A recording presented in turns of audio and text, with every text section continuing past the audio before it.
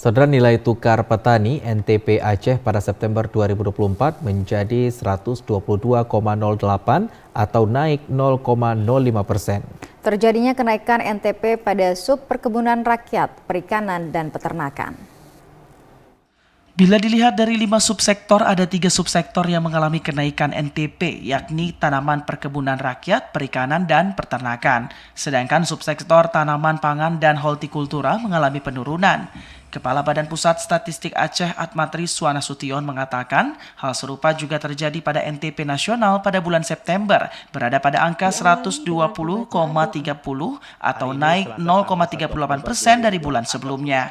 Lebih lanjut, ia mengatakan untuk indeks harga yang diterima petani Aceh pada September 2024 sebesar 142,03 atau turun 0,12% dibandingkan periode sebelumnya. Komoditas utama yang menjadi penyumbang penurunan indeks harga yang diterima petani adalah gabah, cabai merah, dan cabai hijau.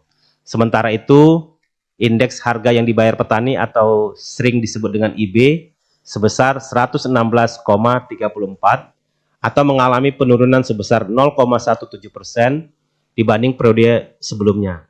Adapun komoditas utama yang menjadi penyumbang penurunan IB adalah cabai merah, bensin, dan tomat sayur. BPS Aceh juga mencatat selama September 2024, harga gabah kualitas gabah kering panen atau GKP di tingkat petani mengalami penurunan 2,94% atau menjadi Rp6.212 per kilogram. Demikian pula di tingkat penggilingan, harga gabah GKP turun sebesar 2,86% sehingga menjadi Rp6.393 per kilogram.